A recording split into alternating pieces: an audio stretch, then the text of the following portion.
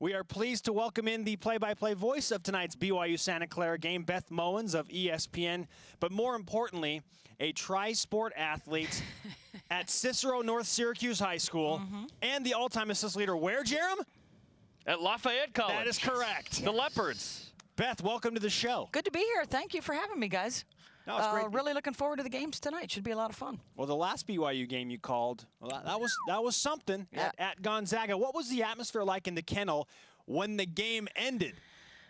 It was, as you can imagine, things got real quiet real fast. And then, much to their credit, they responded well because there was a moment where we had Kyle come over to the table, and you know the kennel is right on top of people, and they gave Kyle a nice little round of applause instead of the usual boo birds. And then it was their senior night, so I think their initial reaction was to applaud the seniors for the great job that they did through the course of their careers. And it was a little awkward for us because we are talking about when we're interviewing Kyle, the biggest win in the regular season for BYU in like 34 years based on the rankings. Yeah.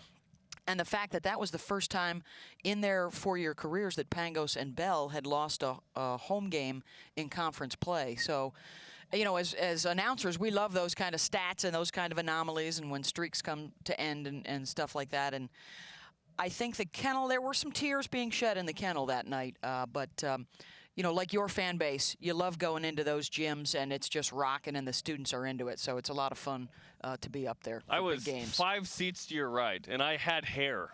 I don't have hair understand anymore, you lost Beth. a little bit of it. Yeah, it cost me. But it was a very exciting game, and that win for BYU really propelled them into the national conversation of, okay, they're probably on the inside of the bubble right now. What do you think? You know, I understand the media standpoint and the initial reaction. We want to put people on the bubble in a spot. Are they in yet? Are they out yet?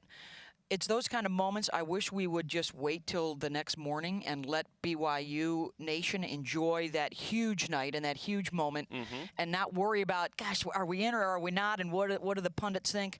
I think from a BYU standpoint, you've got to feel awfully good right now. Their numbers are good in terms of BPI and RPI.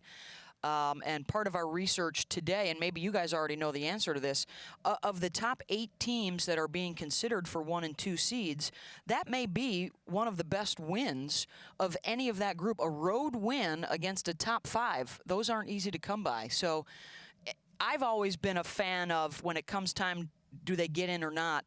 I'm much more interested in who they have shown they can beat than any bad losses, you know, Pepperdine. But we won't dwell on that. Oh, I think BYU is going to put that Gonzaga front and center, and I think the selection committee will as well. When you look at the West Coast Conference in the grand scheme of conference strength of schedule, on the BPI it's 7 or 8, and the RPI it's 9. Yet a lot of pundits think, oh, this is a one-bid league, whereas the Mountain West Conference is 12th in that list. Is this the 2-bid league, and if so, why?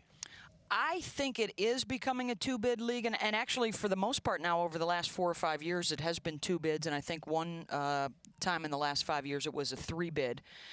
As a transplanted East Coaster that now lives on the West Coast, it really is tough to overcome that. I don't know if it's a bias, it's just a late night TV thing. Am I going to stay up and watch? Who do I compare them to? If they're playing Pac-12 teams, the Pac-12 is making a bit of a comeback in the last few years.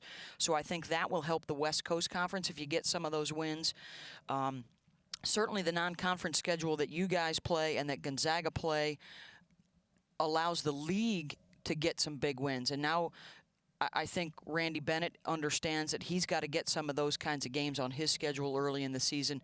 They would be in the conversation, I think, if they had a stronger strength of schedule. So I think it's going to be a yearly thing, in and out. I think with BYU now firmly planted here in the league, I think you're going to be looking for 2 every year, and it's a matter of now can we pull a 3rd team in, or are we just going to cut the line there at 2 because these guys are that strong? Yeah, I think St. Mary's will be in that conversation every year, like you mentioned.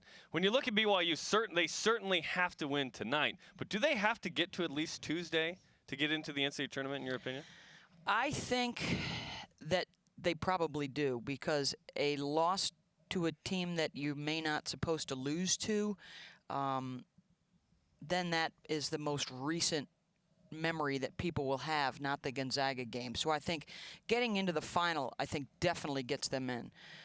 St. Mary's, if it is St. Mary's in the semis, you know, that, and St. Mary's goes on to win it, I think BYU still gets into the conversation. One of the problems, I think, for the leagues that play this weekend is you always run the risk of a hot team in a Power 5 league that's playing next weekend, and that is the most recent thing in the committee's mind if somebody gets hot and steals one of those bids late. And that's a real thing. Beth Mowins of ESPN with this, the what have you done for me lately mentality. Yes. Just ask BYU Sports Nation how they felt after the second Pepperdine loss and juxtapose that with That's how when they I felt. said I'd shave my head. I went there. It's so Yes. different. I will not be shaving my head, by the way. Hey, that's a good These choice. are going to stay, yes. Now, what are the chances of a non-BYU or Gonzaga team winning this West Coast Conference tournament? Who do you think could factor into this thing if it's not the Zags or the Cougars? Wow. Well, I think when you look at that St. Mary's lineup with a lot of seniors, and the opportunity is there for quality guard play, I think they're always dangerous. They're the team I think that I'm most interested to see today. How do they respond to a bit of a slide there late in the year? Yeah, they're in a weird place. That cost them the 2 seed, and where is their mindset coming in here knowing that they have to win it?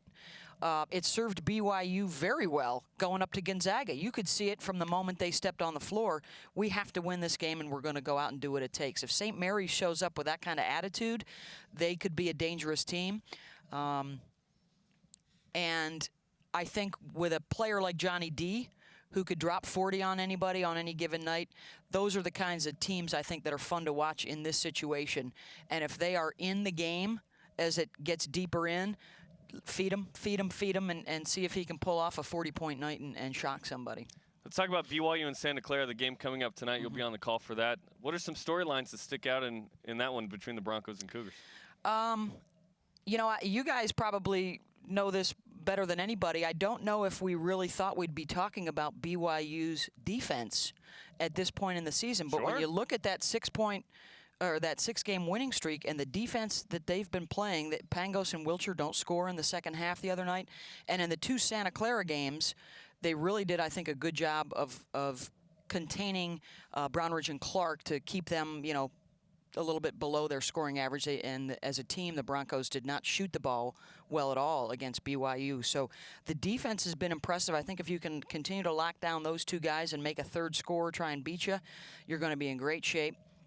I think you could certainly make a case that over the last month of the season, Kyle Collinsworth was probably the MVP of the league. And if you have him continuing to do the things that he does, if you have a Tyler Hawes who's playing very relaxed, not feeling like he's got to go out and drop 25 a night, so you got Halford, you got Winder, you got a couple of other guys that are contributing, I think BYU's in very good shape tonight. For whatever reason, the BYU-Santa Clara matchup this year has really been in favor of BYU. They've had good defense on Brownridge and Clark. They've won both games by an average of 28 points, but this is a different Santa Clara team. They just beat St. Mary's to close out the regular season. They shot 55% last night. So how much do you think that factors into the way Santa Clara approaches BYU now, knowing they got blown out twice, but they're on a wave of momentum? And I know it's simplistic, but they've got to be able to score and shoot 45, 50% tonight, because BYU, in both those matchups, rebound and run. And when they can impose their tempo, like they did against Gonzaga, they forced the Zags to play 4 guards. That can change everything. So they had a huge rebounding advantage, BYU did, in the 2 games with the Broncos. If they can do that and get that BYU tempo, get up and down the floor, I think that has been the thing that has been most significant in the 2 wins during the regular season. And talk about simple statistics. BYU 19-0 when they out-rebound the opponents. And with Kaufusi in the lineup and Andrus coming off the bench, I think they're 9-1 now. And that started, I think, right around the Santa Clara game. I think that was Kaufusi's second start. So 2 freshmen. Hey, you know, you get those freshmen this time of the year, they often hit a wall, and those guys seem to be scaling that wall and jumping over to the other side. So. Jerem, we are in the presence of Lafayette basketball awesomeness. The all-time assist leader. That's what I learned today. Also an ESPN Yes. play-by-play commentator. And On the English side. and an English major, putting it to good use. You know, Nice. your parents. If you're an English major out there and your parents are worried about what kind of job you might have in the future, there is hope. There is hope for us. This is proof. Hey, Beth, thanks for the time. Great to have you. Thank you, guys. My pleasure.